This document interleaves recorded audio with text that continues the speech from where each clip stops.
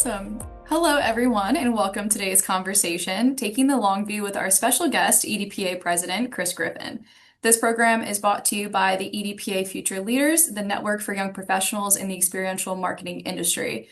We are committed to supporting professionals and future leaders like yourselves through advocacy, networking, and education, just like today's event. My name is Ashley Crane. I'm the Business Development Manager at Acer Exhibits and Events.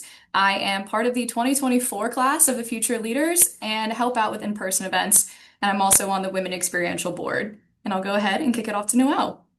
Hi guys, I'm Noelle Webster. I am a senior program manager with Will Work Global Event Services. I am Future Leaders Class of 2020 and also involved in the Future Leaders Committee as well as Future Workforce, a couple other areas in the EDPA. So today we are very happy to be joined by the president of EDPA, Chris Griffin. Chris is the president and CEO of Crew XP, and in his second year as president of EDPA, Chris, thank you for joining us. Oh, it's great to be with you. Thanks for inviting me. Of course, of course. Before we start our conversation, we have an active chat, everyone. So please be sure to drop your questions, comments, or any ideas you have in there. To get us started, we have our first question to poll the audience.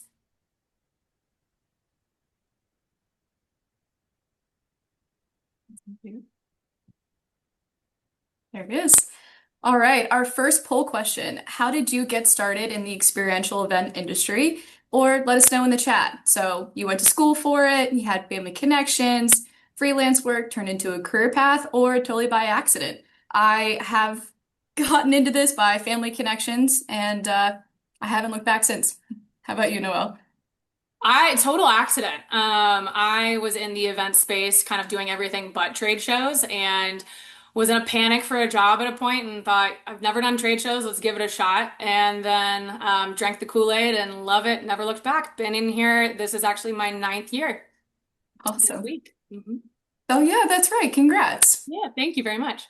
Awesome. Oh, wow. We got 67% of you by accident. I feel like that's a pretty high percentage from what we see. Went to school for it, 13. That's also probably specific, probably some designers out there. I feel like that's really the main path. And then some family connections. Awesome. All right, great. So, Chris. Yes.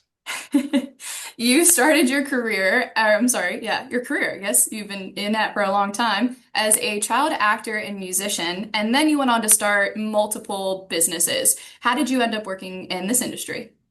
Well, like 67% of the folks on this webinar, it really was an accident. I was at Northeastern University in the entrepreneurship and new venture management program, starting running small businesses. My college roommate was an engineer. We finished up and decided to go to Mexico and drank margaritas for a celebration. We stopped at his brother's company in Dallas, Texas, which did these crazy portable displays. And we were both invited to join the company after the Mexico trip. And so Must have been a that's good how trip. I started back in the time. This was at the time that it was a dealership called Skyline Dallas.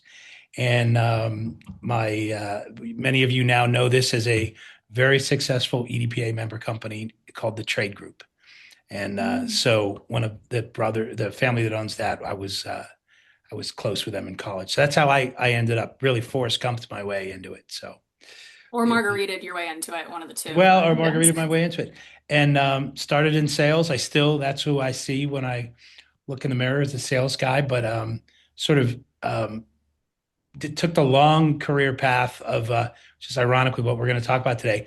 I did almost every job in a company over the next 20 years, from sales to operations and traveling. I was a seminar guy for a while, worked for Skyline Corporate for a while. And anyway, it was a great way to learn the industry. In a lot of ways, it was fun coming in that many decades ago because you could learn this industry as it was evolving, as portable and modular products were coming in, as new companies were coming in. I think for many that are coming in nowadays, it would be daunting to try and figure out how do I master all the product options and service offerings that I need to be aware of for my customer. Somebody once told me, and I agree with this, when you join this industry, it's like someone gives you this great big bottomless treasure chest, and you're going to spend forever inventorying all those things that are in it.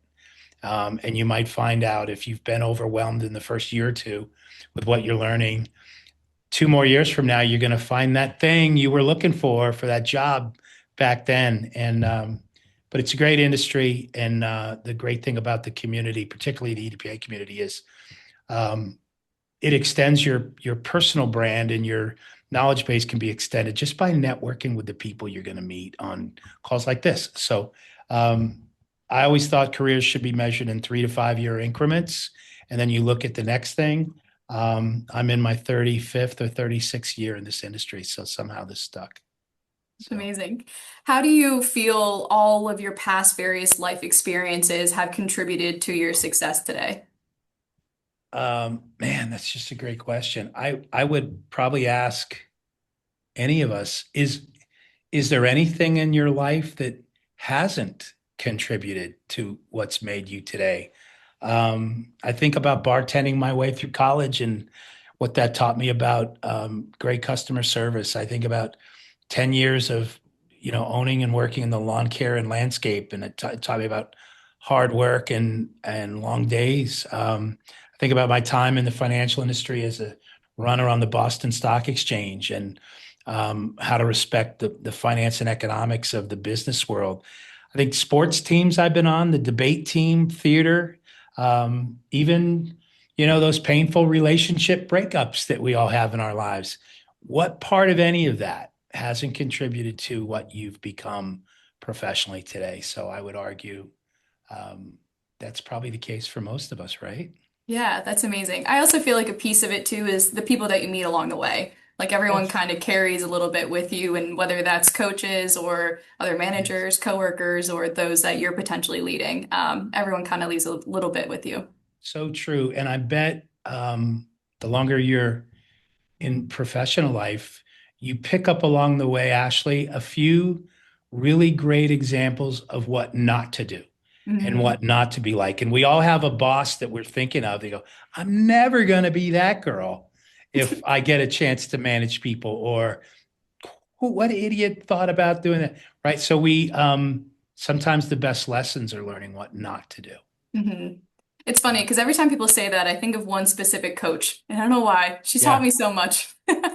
I'm thinking about Everyone one has that particular one. manager. Yeah. What's that? Yep. You have? Everyone has that one. That's right. That's right. It's true. Awesome. All right. Well, I feel like that's great to move into our next poll question. Yeah, yeah, yeah. Question number two. Okay, so what creative skill or hobby enhances your job performance?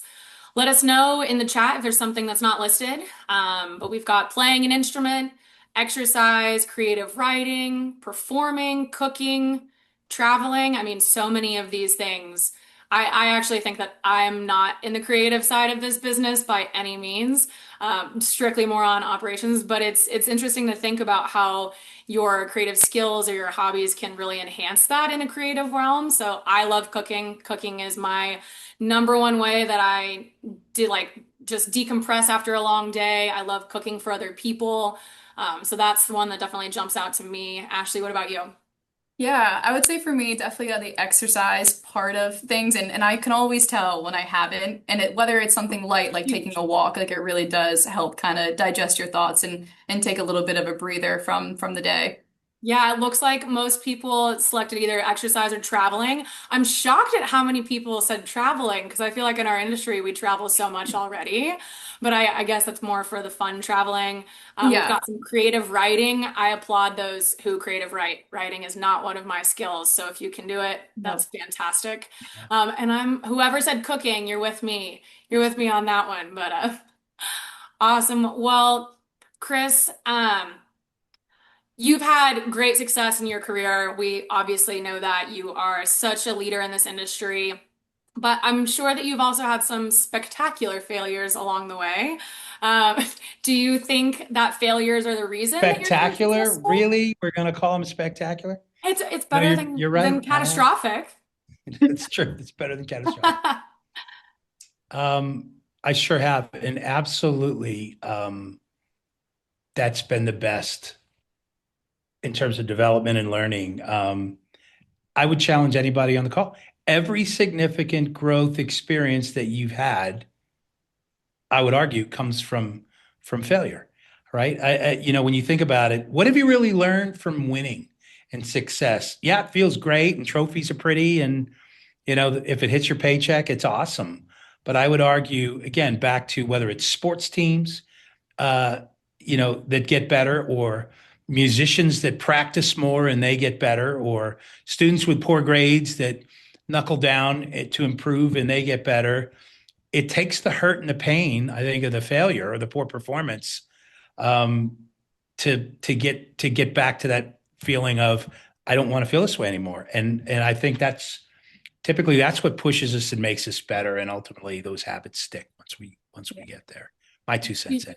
Do you have any tips? I think sometimes when failure, like you were talking about the hurt and the pain, obviously no Yeah. one likes to fail, or even for me, I don't even like making a small mistake. And sometimes even Yeah. making a small mistake feels like, very heavy.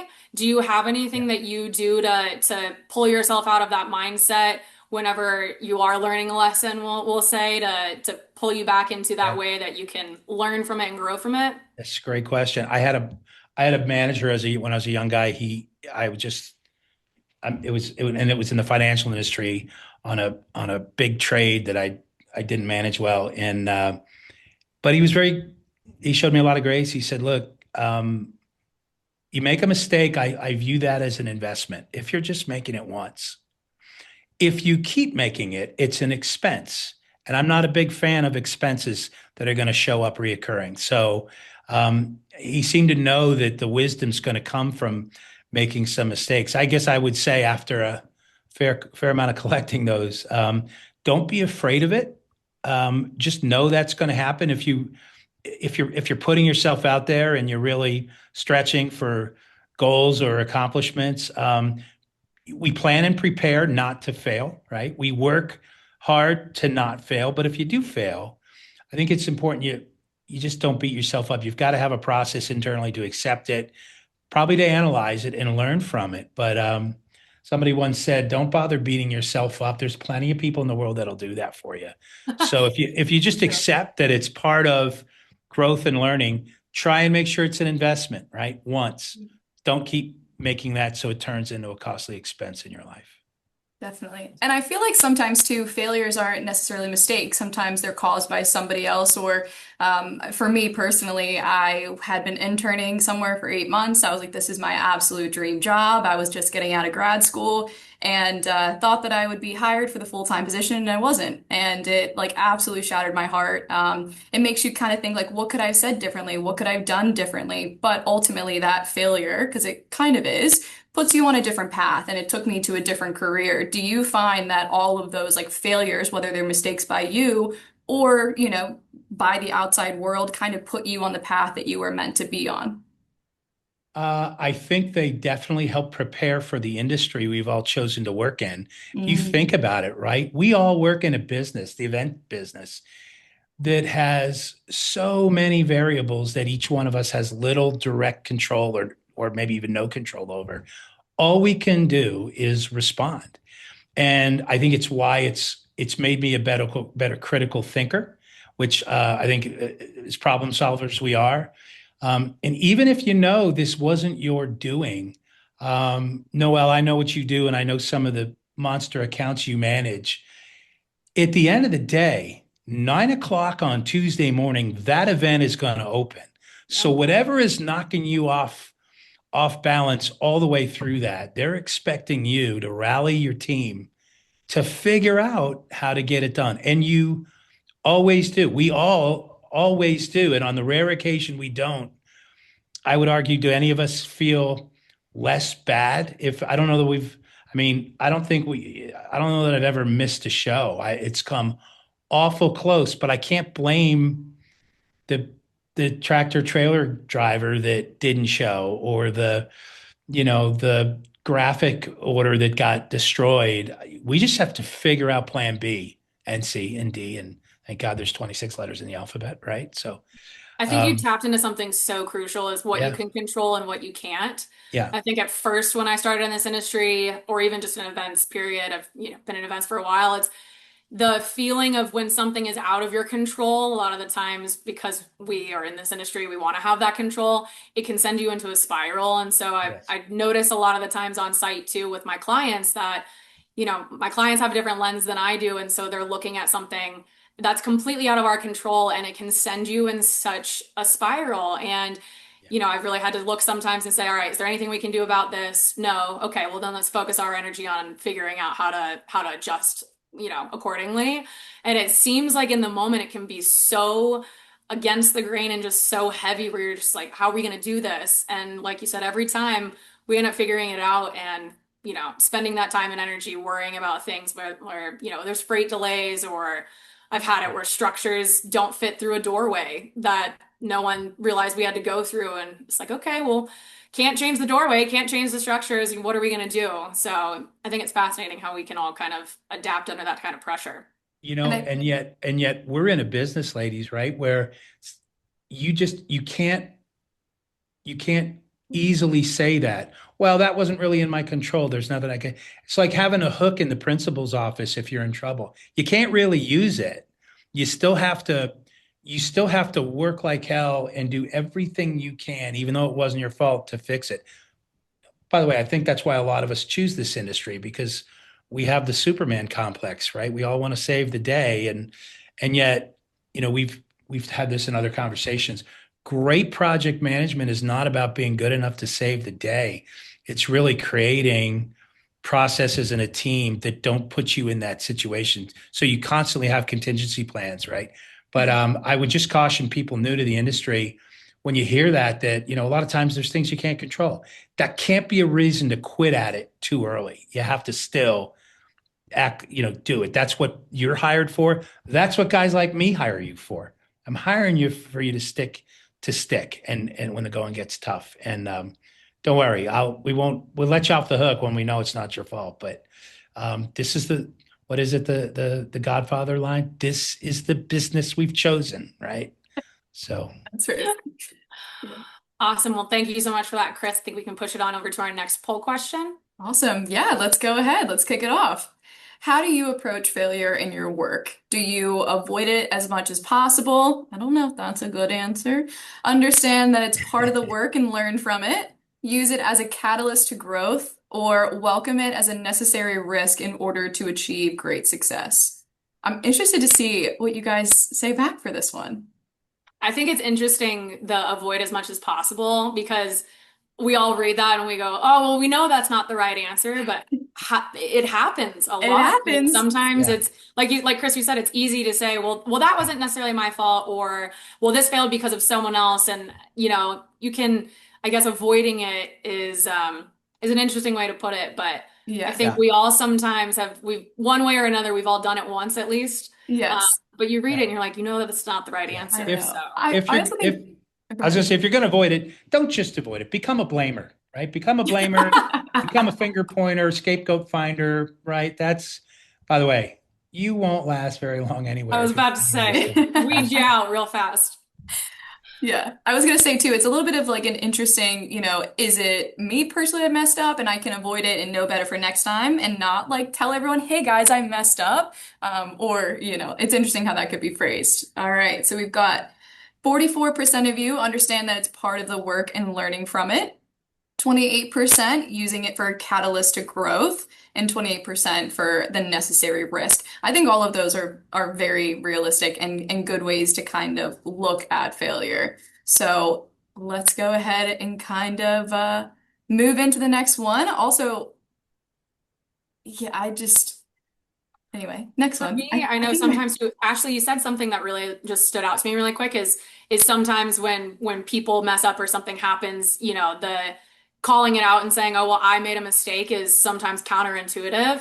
I mm, actually would challenge that. I've learned or I've realized, I guess, in my time in this industry is the second that I know that I make a mistake, I immediately try and come out and maybe it's something that, oh, I don't know what the drive of that is, but it's almost more to get in front of it. And I always find that saying, hey, I screwed up in this. It's 100% on me. I apologize for the oversight. Here's how we're going to fix it, yields Mm, such a better result, especially when it's client facing.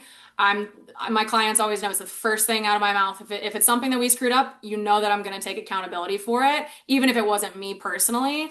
And it just sometimes I think it can result in maybe sometimes it's not even your fault at all. It could be something in the warehouse that I yeah. had no idea about, but just kind of taking that ownership a lot of the times when there are mistakes or if there's something that gets messed up, everyone's looking for someone to blame. Yes. Sometimes you just have to kind of rise above that and say, you know what, that was my team, Absolutely. that was my bad. Here, Yep. And I'm going to take a page out of Chris's book by saying my miscomputing there for a moment was my coworker walking by my window and making me distracted. So Blamer, just team a blame. You blamer. got to There it blame is. sometimes, okay? That's an appropriate use.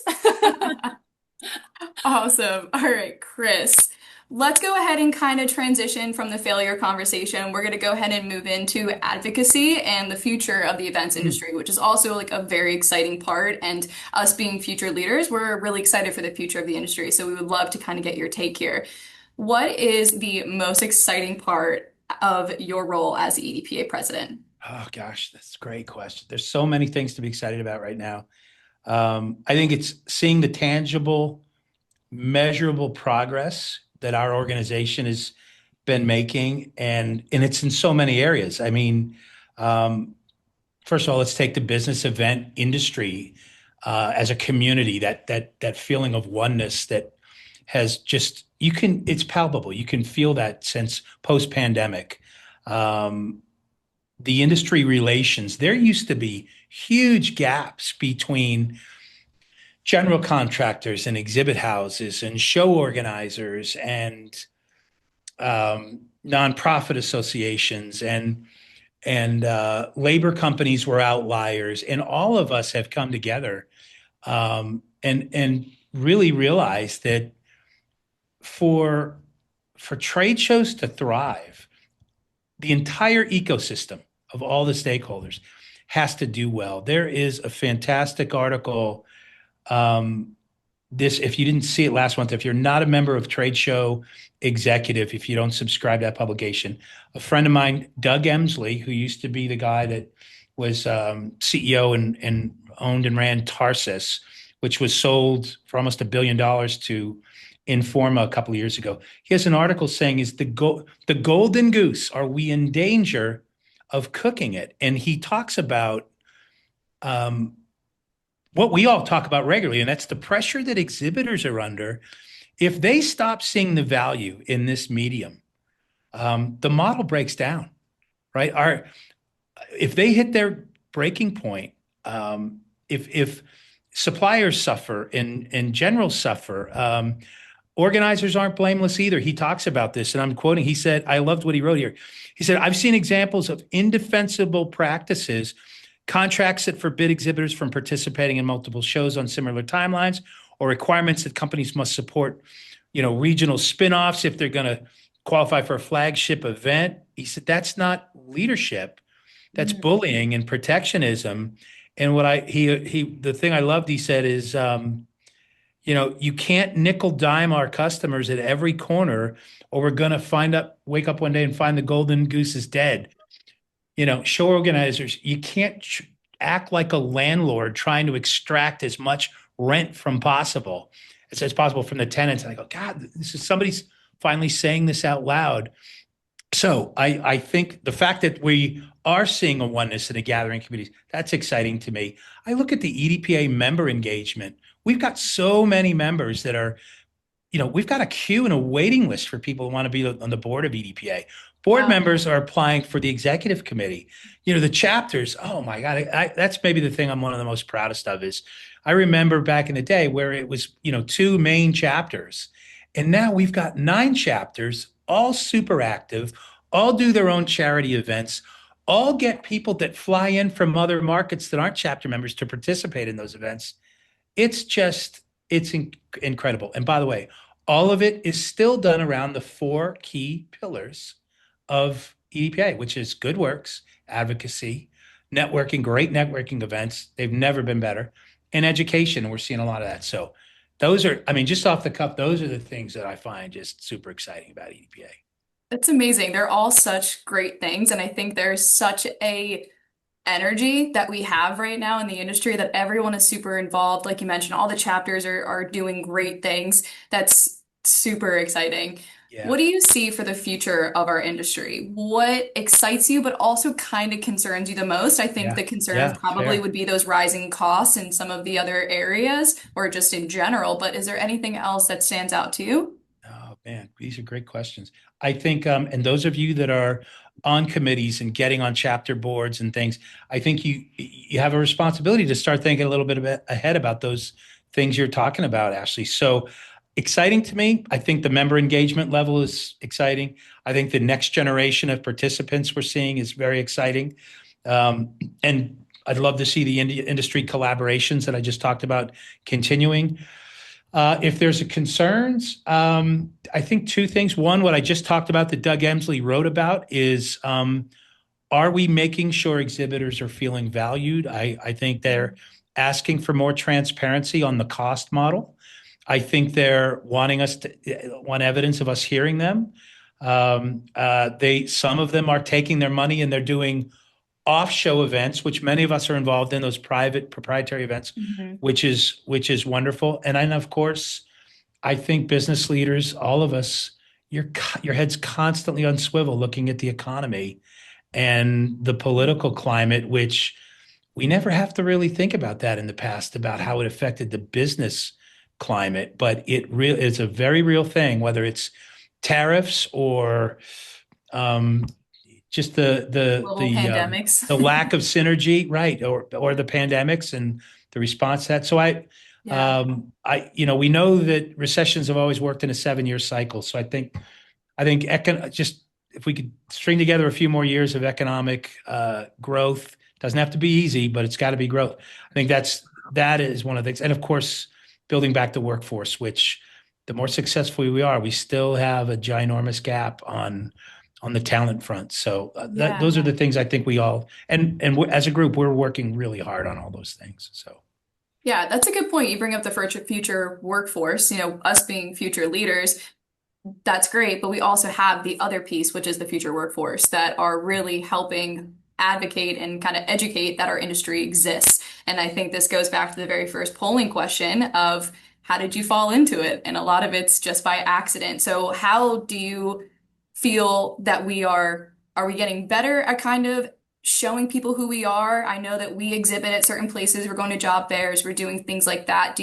Are you seeing growth and new people entering the industry? Or, well, things like that. we're trying awful hard, Ashley. So um, for the last couple of years, the theme we've been using is as we get out there and we're telling our story, we know we have an exposure problem with the younger generation. They just don't think about us as a place you can make a six-figure income, Mm. right? So we're out there telling that story. So I love the theme has been um, either the invisible industry or the largest industry you've never heard of. And when That's what we I have tell that, people. when we Yeah. have that on our graphics, excuse me, they always come over and they ask questions about it. And so that's great. So I think now that they're starting to pay attention to who we are, Mm. um, and there does seem to be a movement back to a greater acceptance of trade skills jobs, which I want to be careful because we always think about it's the carpenters in the warehouse or the installers on the floor. For sure, we need those, but we need great salespeople and Mhm. accounting people.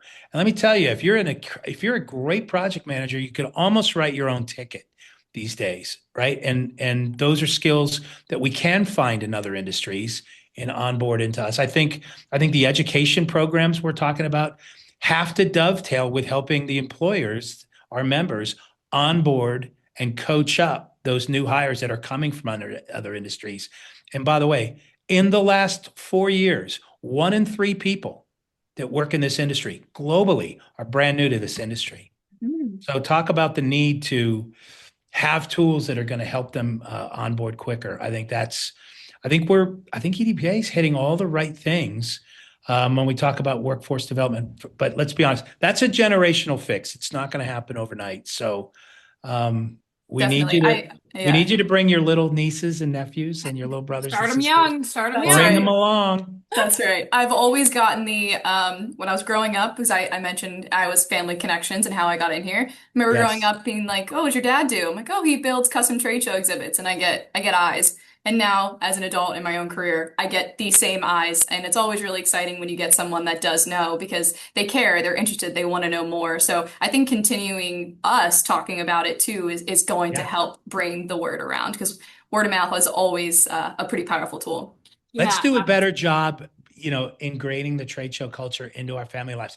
Name your children Hook and Loop.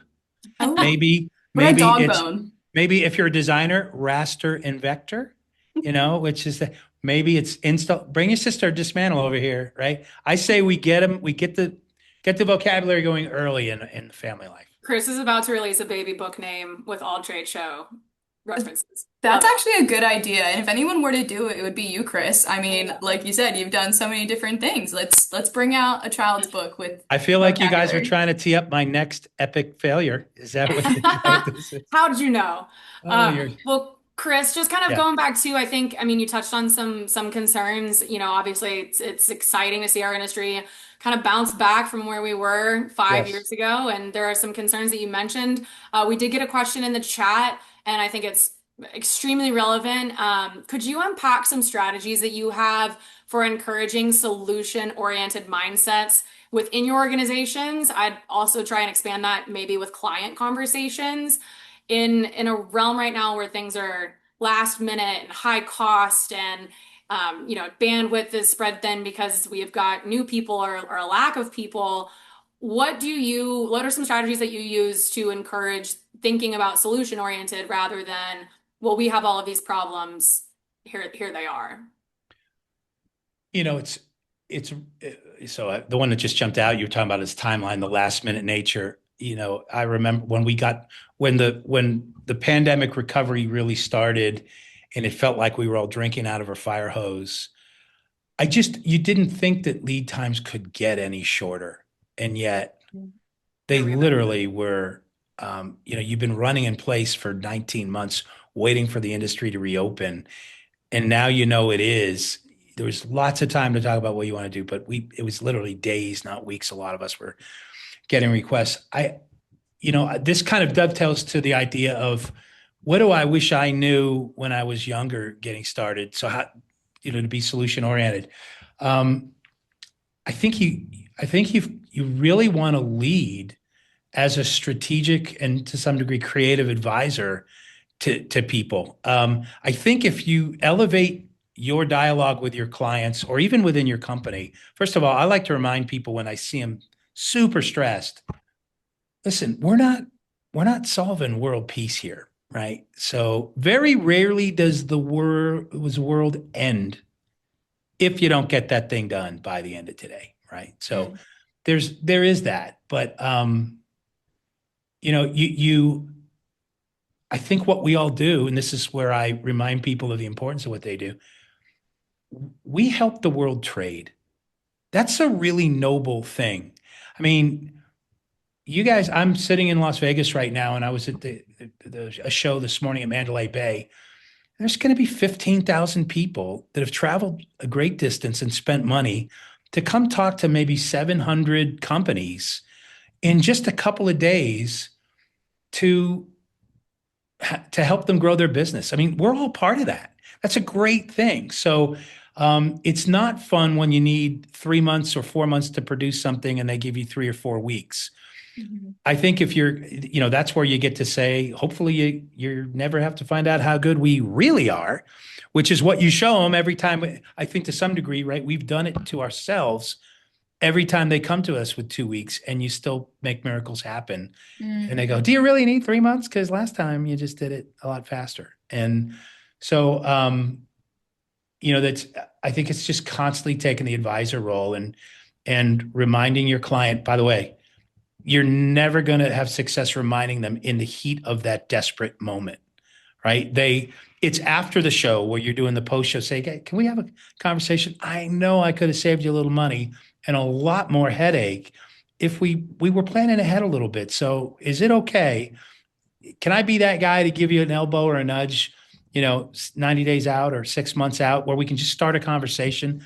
I think you have to, I mean, that's part of what we do with relationship management, right? Is we try and do that without making them feel bad of always being last minute. I would also agree, and you ladies tell me, a lot of times that person that's calling you with a last minute request, is it because their higher ups dumped it on them last minute? And they're Exactly. overwhelmed, Yeah. right? And so you're trying to be a good friend and a good ally to them. And, and if you do what I'm saying to do, it's almost like telling this 28-year-old marketing coordinator, well, if you could just make your executive vice president plan earlier, right? That's not realistic. But so I think you remind your team that a lot of those urgent sort of 911 situations, it's not being done to them, and nobody in your company is setting them up to fail. But to some degree, it's kind of the business we're in at certain times of the year. That's going to happen. So, what can we do to sort of plan ahead a little bit to ease that burden on you? Do we staff up with an extra production artist because we know we're going to have more artwork to clean up? Is it two extra guys on the pull and prep floor? Is it two extra guys on return inspection check-ins of rentals and other projects so we can get that inventory back in use quicker? I think if there's any operations people listening, that's something I spend a lot of time talking to my managers about is, you know, we're not in control of that timeline a lot. So what can we do to just be prepared? So, and like I said, hopefully you never have to find out how good we really Yeah. can be. And I was going to say, I think you brought up a great point there. So sorry, Noelle, about communicating with your team, working with your team. No one achieves anything alone. So if you constantly have that team first mindset and you take care of each other, the better work you're going to produce and the better the communication's going to be. And you're not going to hopefully get as stressed in those short timeline moments to get your goal done. We talked about, I don't know if there's anybody listening, but if you can see this, I've talked about this on other calls, this concept of oneness. It's not just in our community, but it's at your company. Because at the end, right, this is what your client sees. They don't see all the people, or they don't see your freight company and your graphic vendor and your AV company they judge us as one at the end of the day. And that's what I like to remind my staff is, so if you feel like you're in the hot seat or under the gun, we are all right there in front of you, behind you, standing right next to you.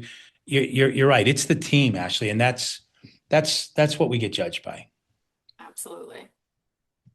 All right, this was so good and so relevant. Thank you, Chris, for sharing all of your thoughts. Let's kick to our last poll question for the webinar. My favorite event of the year, EDPA Access. So, what is everyone's plan for Access this year? Are you already registered, considering it, need to convince your supervisor to send you, or sadly can't attend this year? As I mentioned, Access is my favorite event of the year. I think it is just such an incredible opportunity to be able to connect with people in our industry. Like Chris said, there's this energy with EDPA and just the community that we've built over the years. And it's always fun to get together with everyone, but I always come away learning so much. I feel like I walk in and you see old friends, you meet new friends, and you can walk away with just almost like a reinvigoration after we've all been beat up a little bit over the year. It really is a way, I feel like, to end the year on a high note. Ashley, Definitely. what do you think about it as well? Yeah, so I was going to say last year was my first one, and I wasn't even a year in the industry, and it was absolutely incredible. Everyone was so welcoming. I learned so much. The conversations that we had, and specifically kind of with the future leader development track sessions that were put together, we were able to have these roundtable conversations where you have different people from all the different branches, and you can kind of talk through problems or, ideas that worked or didn't work. And it was just one of those things where you're like, wow, I don't want to stop talking about work. And I don't think that happens very often. So we're very fortunate and very excited for this year. Absolutely. It's exciting to see that a lot of you guys have already registered. Some of you still considering it. For those who answered need to convince my supervisor, the future leaders did just push out a kind of a convince your boss letter. For me, my first time at Access, I kind of had a reverse experience. My company said, "Hey, you're going to this thing," and I had no idea what it was. That's what happened to And I me. was like, wait, this is the coolest event ever. But really, especially as a young professional, wanting to make your way into this industry, I mean, I really feel like the value that you get out of Access is not just personally or for yourself professionally, the return that you can give your company of leads or things that you can learn, it's so important. So we do have that released as a resource for anyone who really wants to go, but just maybe needs a little extra help kind of convincing their boss. So if anyone needs that, you can look at any of the future leader pages or any of the blasts. Feel free to leave your email in the chat if you want us to send it to you. But like I said, I could talk about Access, talk about something you could talk about for forever. Chris, what do we have to look forward this year? Give us a little teaser. Okay. There's some great keynotes lined up. I know we say that every year, but looks like we're on track for another record turnout. But Liz Bohannon is I think she's our opening keynote. She's got an interesting conversation she's going to have with us about revisiting our workplaces and how they're designed and how they can be designed to really maximize the community and better collaboration. It's totally different than traditional offices. So I think that's going to be an interesting one. We always have a great economist. He's back this year. He's going to be talking about the current climate in our industry, give us some useful insights of what to watch and pay attention to. Our closing keynote is a guy named Leo Chen. He's giving a talk on unlocking innovation. So this is a guy over 20 years that has developed 55 patents and some things you wouldn't think about. But it's interesting to hear from him about how he thinks and how his thinking evolves and where those ideas may come from. The number one thing people ask for, they want to hear and see some great data sharing that comes, so that we've got experts talking about design trends. You're going to get to see a lot of what's happening both indoors and outdoors, because more of us are doing outdoor stuff with proprietary events. And then event marketer, Carrie Smith and Amy from Access is going to be on stage talking about a lot of the event marketer data. They have polled 1,000 end users, and they've got some fresh data to share with us about how their trade show programs are evolving. And there's actually a lot of data about how attendee behavior is evolving. So that's going to be useful for all of us. Liz Nacrone has done a great job, not just on the keynotes, but we've got several different tracks. So if you're a business leader, there's a business track, and we're going to be talking about the state of mergers and acquisitions activity in our industry that has never been higher, with private equity money circling. So that's kind of interesting. There's a development track for people that are new. If you're talking about how to negotiate and navigate your way through difficult conversations, which never happen in our industry, right? So that, I think that'll be really interesting for people that struggle with that. And then with the on the sales track, brand new AI tools that are available that we're using. And we've got our friends, Jordan and Jordan Walker, Hunter McKinley, back from Backtrack, talking about a whole host of new things they're seeing and doing. So that's just a quick, by the way, don't forget about, there's 4 parties you always want to make sure you know of. Welcome reception opening night on Tuesday night is going to be killer. The gala is wonderful. There's the president's after party after the gala. I don't know anything about that. And then there's the chapter challenge, which the last hour, the last day, lots of fun. We get to break bread together, a little fun competition. So anyway, that's kind of a snapshot of how we're looking this year. But also before the gala, we have the Future Leaders Meetup. So that's always a fun way to meet everyone too. Did I save the best for last? I think you so. teed us up, Chris. It was perfect. Speaking of that, though, I mean, I think the Future Leaders Meetup is so exciting. And I know that Ashley and I can sit here and say all of the wonderful things that we have, what our lenses are for people who it's their first time. I saw someone in the chat say it's their first year going, and I get so excited for that because I remember my first year. But Chris, as a business owner, kind of on a different side, I think sometimes with people are going for the first time, either they can be new in the industry or it's their first time to be able to be exposed to this. You've been a bunch, obviously as the president, but you also kind of have that C-suite lens.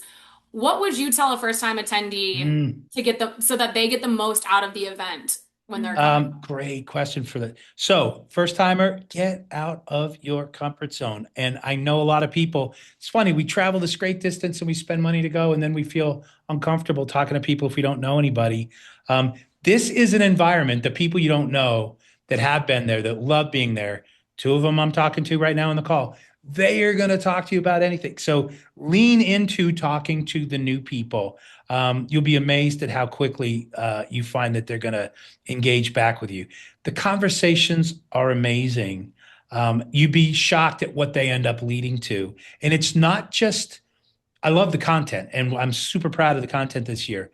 But my personal get every year, and I heard Ashley say it before, it's the conversations. It's the ones that happen waiting for the elevator. It's the ones over the breakfast table. And you just turn to the person next to you and go, first time here, thought I'd learn something. What dragons are you trying to slay at your company? And watch where it goes. It's the three-person conversation you find yourself in at the end of the long bar. And it might be your best get and takeaway from the whole conference. So it's not just the structured stuff. It's so be new people, be at the breakfast round tables. I know it might be a late night the night before. Make sure you're there. They're around. There's up to 8 people. Sit with strangers, and that's one of the things I enjoy the most. There's some great sharing that happens there. Participate. That's it. Participate. Awesome. Well, we're very excited. I am personally counting down the days. I hope also I'm not too tired. I'll be at an install before. So I'm counting on all of you guys to keep me energized through the whole time. Okay. It's going to be great. We've got you. Don't worry. Thank you. That and caffeine, the little lattes we get, I think I'll be just fine. For the last few moments that we have here, we would love to hear from you guys. Any additional Q&As you have, feel free to please drop them in the chat. But before, you guys get there, we have one that we would love to ask you, Chris. Okay. What is the top skill you would recommend from young professionals developing to propel their career? Critical thinking skills, Mm. problem solving skills. So this is where you're going to draw on your past experiences. I don't care if you were a babysitter with a sick kid. I don't care if you were a server and 2 people didn't show up and you were overextended on a shift. You had to suck it up and solve problems one way, shape, or form. That's the number one thing. I think bonus points if you've spent some time developing some basic marketing skills, because your brands are looking for clever brand building thinking at their events. So you don't have to be the one that designs the booth, but you might have to be the one to help them figure out how to extend their message or their presence at a show when they've already spent their budget. The other thing I would say is make sure you know how to work with a team. And again, this is where the long view, if you played sports or you were on the debate team or you were swimming and you traveled with people, whatever it is, you were student government, you've worked with other people. That is so critical in business in general. And it certainly is. I think you heard that from our moderators today, how critical. So critical thinking, a basic understanding of marketing and leaning into some creative muscles, and then making sure you can work with a team. That's what I look for in new people to the industry. Awesome. Thank you so much. I have kind of a fun one, and I think for all of us that are on this call, we're relatively new, right? We have hopefully long futures ahead of us in this industry. And in order to do that, we have to love what we do. What do you love the most about this industry or about your job personally? Are you asking me or are you just Yeah, asking? you. Okay. What do you love? What's your most favorite thing? It's become the people in the community. There's no question about it. But I love the fact that what we do is project work. I'm not an ADD guy, but I like the fact that there's a series of things every month that come into my life. There's a beginning, there's a discovery, there's a team collaboration. We get to play the big game when we build it, right? It's visual, you get to see it. And then it comes down and you're moving on to the next thing, right? And so that keeps me, I'm convinced when I thought this was going to be a 3 to 5 year rest stop as a career, it's kept me here because it's kept me interested. So for me, I love the nature of project work and that we're constantly doing new and different things. I'm going to go on the reverse of How that. about Chris, you? Yeah. what is Okay. something that you've maybe when you first started, or maybe it's developed over the years, that you find is not that enjoyable about this industry? And how do you take that and sort of evolve, or something that you're going to have to deal with and you just have to kind of do it, but how do you kind of use that to not let it be a negative point and kind of draw you down of, oh, I hate entering these things in the system or whatever it may be. How do you still move through even with the things that you don't particularly like about the industry? Yeah. What Okay. are they? So I never liked the money part of the conversations. Okay. Like I don't like the account. Not, it's not like I don't do the accounting, but I as a sales guy starting out, okay, this is great. And they said, yeah, we're going to go with it. We love you. We love it. And that's after they got to, okay, it's great. But at some point you have to ask for the deposit check or the payment. Right. And so I would sort of circle all the way around. I had like this amazing stalking technique. And I know there's people on this call that are thinking the same thing. I hate the part, but and as the boss, I'm like, okay, we have artwork and a deposit? They've sent two of the art files. The artwork is another one that can be tough if it's a graphic intensive. Well, when the artwork trickles in, we call that breadcrumbing at our company. Have you ever tried to make a sandwich out of breadcrumbs? Not It's very not. delicious. It's not very. Not very It's good. I sustenance. think we'll save that So, for the stuffing. yeah. So, but I think I've had to. My brother Dan does a great job. He's like, okay, well, this sounds great. Yeah, we can do that for you. What do you need to get started? Tell you what, send me $100,000. I'll send you back whatever I don't use. And I go, and that's how he breaks the ice on it, right? Nobody actually really sends us that without an explanation. But I think as you're coordinating the order, I've had to get good at just saying, okay, so we've got the artwork. You've given me the deadlines. We know the ship dates. You're going to do this, this, and this, and we're going to do this.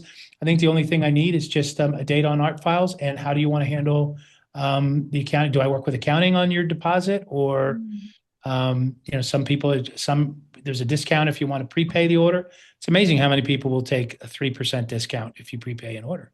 So I've had to get better at that, but that was always the part that I was a little squeamish on. It makes so much sense, and it makes me so excited for the navigating hard conversations. I feel like a Yes. lot of the times things that we don't like, I mean, there can be, tedious or, menial things that in the job itself, whether it's, data entry or whatever, but a lot of the times things that people don't like are conversations, whether it's internal or if it's with clients or having to abide by a process that you see might not be the best process.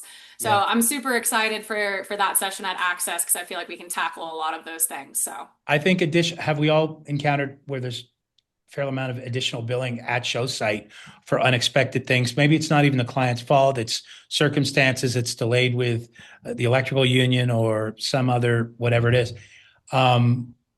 Or you get that, we've all had the client that comes in where the boss comes in the night before and says, this booth is facing the wrong way. I need this thing turned you're giving me PTSD 270 That now. degrees. I got PTSD on that one too. And yeah, right. So Yeah. and so I've become good at, there's a great session I was in called How to Say No Without Saying No. And they go, okay, well, we have some options. They're not unlimited. Let's run through what they are. First question is, and then you kind of pause and look at your notes and go, I can't remember. Did you order the Lazy Susan option with this booth? Because we could just spin it real easily no, you didn't. Okay.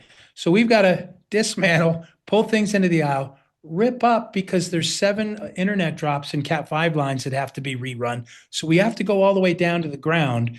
So we're probably going to activate.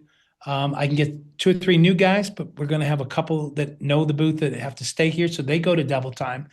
Anyway, you start saying things that they know is going to be expensive. And I go, or what we could do is just reposition your hanging sign so it gets visibility over on this side, and very often the client will sort of self-extract on the change they want. I've also had it where they go, no, we insist. And you go, okay, guys, it's going to be a late night. They can pay for it. I guess that's what we'll Yeah, do. yeah. But Yeah. but have the cost consequence talk at the moment. And by the way, I like to do that daily. If we get delays or there's a scope of work change, if you check in, I bet Noel, you probably do this.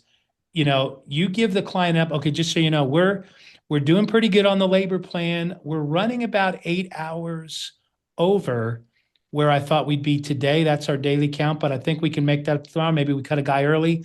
And of course, we always can look at making up a few hours on the dismount on the repack. So there's no surprise, should be no surprises.